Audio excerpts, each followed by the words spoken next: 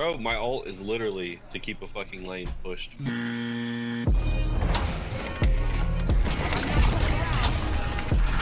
dead demand justice. Wait, Drifter Blind plus Graves ult might be like the most like cancer thing in the game. Oh my god, why did I even do that? There's a billion on me. Oh, get him, Goomba. Get that boy. You almost pulled a fast one. Oh, so many souls.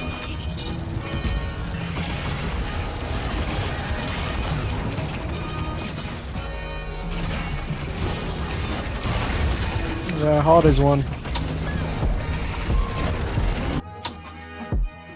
Stop dropping Tombstone behind your walker and leaving. Graves is one of the 6 new heroes that just recently came out in the new God's Old Blood update, but she seems to have the lowest skill barrier of entry and for whatever reason is still like the least figured out one of them all. I figured it out because I'm John Graves, and Graves is genuinely one of the weirdest heroes in the game in terms of moveset. Even if that moveset was created with the intention of zoning, it's way better as a rushdown moveset than anything else in the game. When you compare her to other defenders like McGinnis or Seven, she literally just doesn't compare. Her utility isn't enough to hold down an area and fortify and sustain the same way McGinnis does. She clearly doesn't have anywhere near as many area denial tools that Seven does.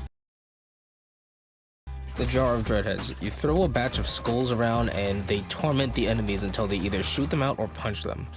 Grasping Hands. This ability places a straight line that splits the ground open, and anyone who walks on these gets hard CC'd by these hands that come out from the ground. Essence Theft. This ability is so trash that I'm not even going to explain what it is. Borrowed Decree. This is the ability that when you place it feels like it's on a 10-second cooldown for the enemy team.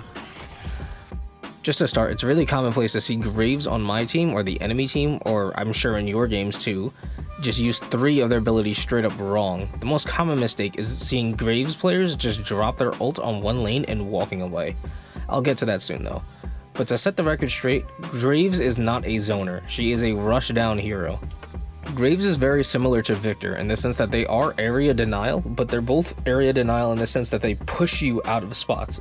They both get in your face and they try to keep you out the fight as long as possible. Both of them depend on moving faster than their opponents, slowing down their opponents, and doing constant tick damage that just simply does not stop.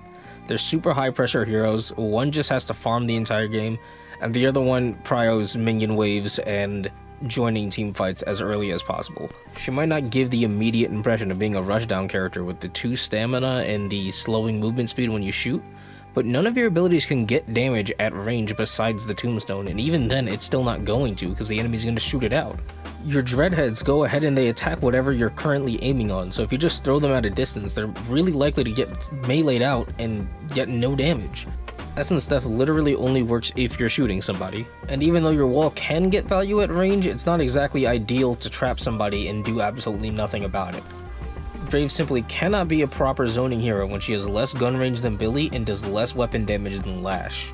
Graves is a surprise hero, somebody who wants to get in on somebody when they're not looking or when they're too busy, which means you could really only use this ability effectively when they're already being attacked or when they're dealing with your zombies or something else like that. Oh my god, why did I even do that? There's a billion on me. Oh, get him, Goomba. Get that boy.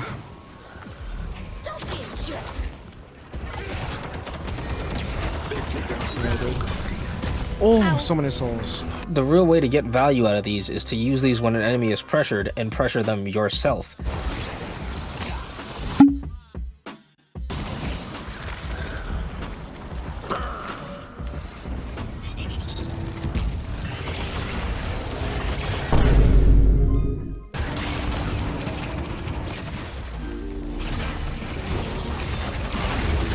Yeah, Holiday's won. You want to get on them, you want to run around them, you want to slide with fleet foot or something like that, and you want to just keep pushing them. You want to keep the enemy busy. Too busy to go ahead and worry about meleeing those out or shooting them. Your wall is also a really consistent ability and it's very good, but it's not something that provides you uptime in a fight. When it comes to your wall in active combat, these should be used to cut off enemy pathing.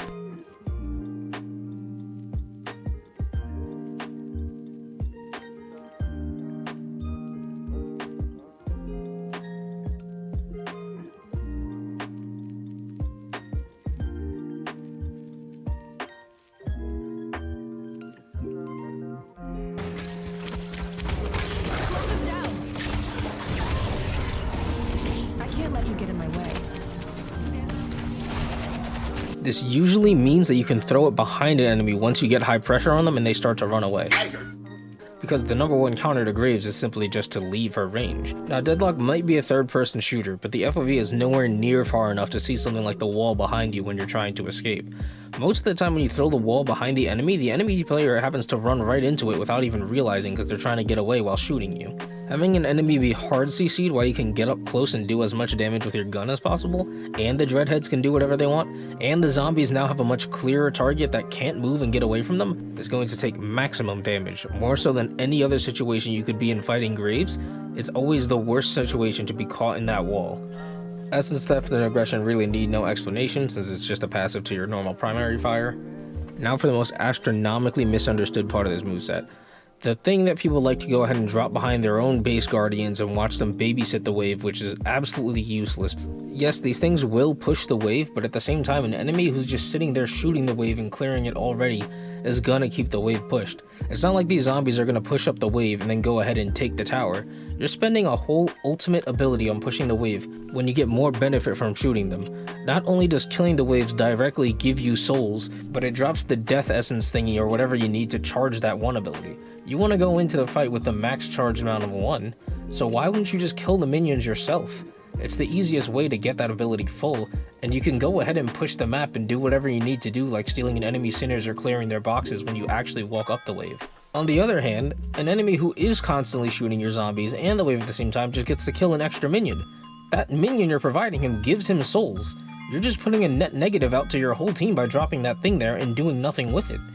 Your Tombstone is one of the hardest rush tools in the game. One that rushes for you passively, one that rushes for you in a way where you don't even have to play the game to get value.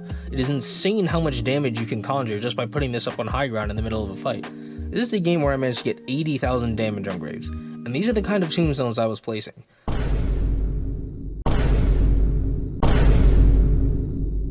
All of these are in active combat and they're all in places that can affect an enemy. Yes, sometimes it's fine to drop a tombstone down on the floor, but a lot of the time you want to use these in a safe spot so that way you can keep generating them and you know they're not going to get broken. And if you want to use them to take a tower, then you want to use them when you have a minion wave up and you're currently actively pressuring it with yourself and someone else. Or maybe even just yourself if you're strong enough to.